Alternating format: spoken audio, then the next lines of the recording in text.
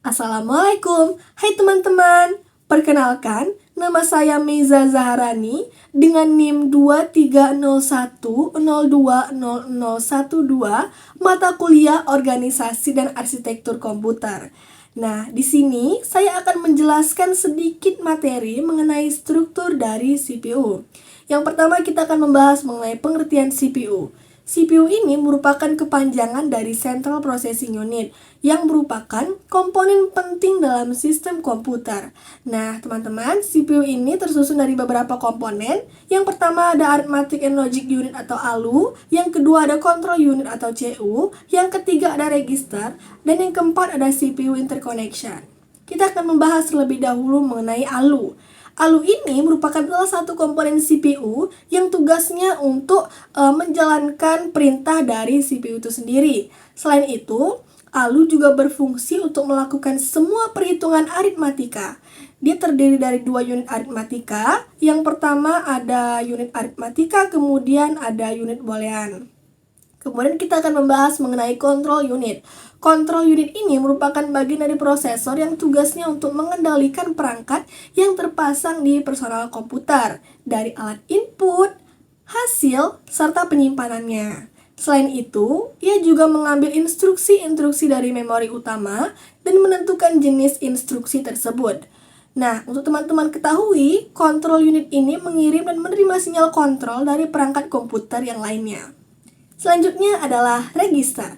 Register ini merupakan salah satu dari sekumpulan kecil tempat penyimpanan data yang merupakan bagian dari prosesor komputer. Nah, teman-teman, memori ini sifatnya adalah sementara. Selain itu, fungsi yang dimiliki dari register juga bermacam-macam. Register sendiri terdiri dari 5 bagian, yaitu General Purpose Register, Pointer Register, Index Register, Segment Register, dan yang terakhir adalah Flag Register. Kemudian ada CPU Interconnection. Nah, teman-teman, ia ini berfungsi untuk menerima dan melaksanakan perintah dan data dari perangkat lunak. Selain itu, sistem koneksi dan bus yang menghubungkan komponen internal dan bus-bus eksternal CPU. Nah, contoh komponen internal CPU itu seperti ALU, CU, dan register. Sedangkan komponen eksternal CPU itu seperti memori utama, piranti masukan, atau keluaran. Selanjutnya kita akan membahas mengenai fungsi dari CPU. Fungsi CPU ini adalah untuk menjalankan program yang telah disimpan dalam memori utama dengan cara mengambil instruksi-instruksi, menguji instruksi tersebut, dan mengeksekusinya satu persatu sesuai dengan alur perintah.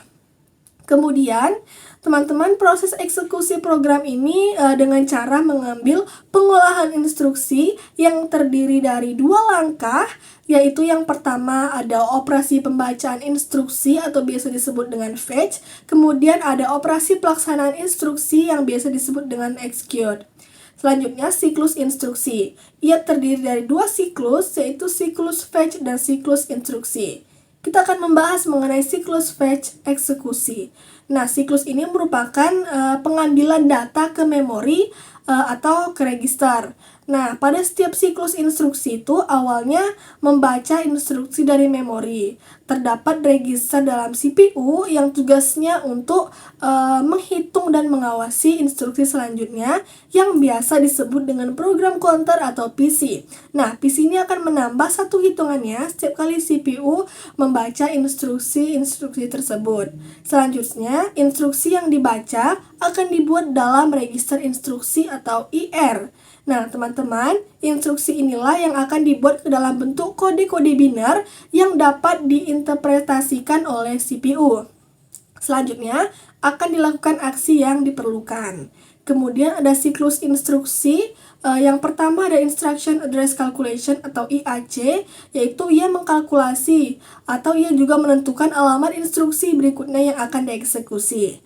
Yang kedua ada Instruction Fetch atau IF, yaitu pengambil instruksi dari lokasi memorinya. ke CPU. Kemudian yang ketiga ada Instruction Operational Decoding atau IOD. Ia bertugas untuk menganalisa instruksi yang menentukan hasil operasi yang akan dibentuk dan operan yang akan digunakan. Kemudian yang keempat ada Operand Address Calculation atau OAC.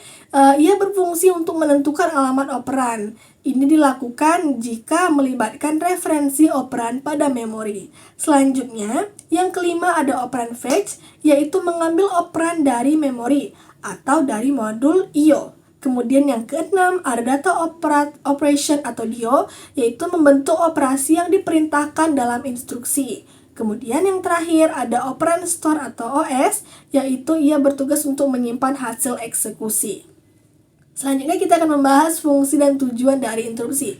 Yang pertama adalah untuk menghentikan atau pengalihan pengolahan instruksi ke dalam CPU kepada rutin interupsi.